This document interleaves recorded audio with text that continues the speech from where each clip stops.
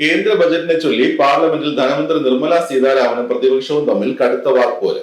Budget വകയിരുത്തലിൽ കേരളത്തോട് വിവേചനം കാണിച്ചെന്ന പ്രതിപക്ഷ വാദങ്ങളെ തള്ളി ധനമന്ത്രി. ബജറ്റ് പ്രസംഗത്തിൽ എല്ലാ സംസ്ഥാനങ്ങളെയും പരാമർശിക്കാനാവില്ലെന്ന് മന്ത്രി പറഞ്ഞു. ഇതിന് പിന്നാലെ രാജ്യസഭയിൽ പ്രതിപക്ഷം ഇറങ്ങിപ്പോവുകയും ചെയ്തു. തുടർന്നാണ് ധനമന്ത്രി സംസാരിച്ചത്.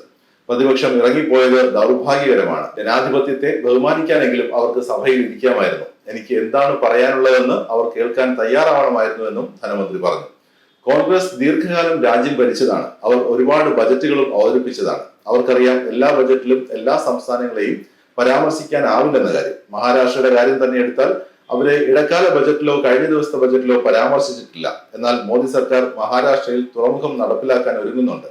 മഹാരാഷ്ട്രയെ പരാമർശിക്കാത്തത് കൊണ്ട് അവരെ അവഗണിച്ചു എന്നാണോ അർത്ഥം? മഹാരാഷ്ട്രയിലെ പദ്ധതിക്കായി 76,000 കോടി രൂപയാണ് അനുവദിച്ചതെന്നും നിർമ്മല സീതാരാമൻ പറഞ്ഞു. അതേസമയം കോൺഗ്രസ് അധ്യക്ഷൻ മല്ലികാർജുൻ ഖാർഗെയും രൂക്ഷമായി തന്നെ ബജറ്റിനെ വിമർശിച്ചു. ജനങ്ങളോട് കാണിച്ച തട്ടിപ്പാണ് ബജറ്റ്.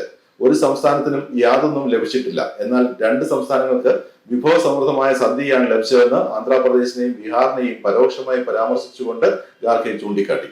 തമിഴ്നാടിനോ കേരളത്തിനോ കർണാടകത്തിനോ മഹാരാഷ്ട്രയ്ക്കോ പഞ്ചാബിനോ ഹരിയാനയ്ക്കോ ഡൽഹിക്കോ അങ്ങനെ ഏതെങ്കിലും സംസ്ഥാനങ്ങൾക്ക് ഒന്നും ബജറ്റിൽ യാതൊന്നും ലഭിച്ചിട്ടില്ലെന്നും ഖാർഗെ കുറ്റപ്പെടുത്തി.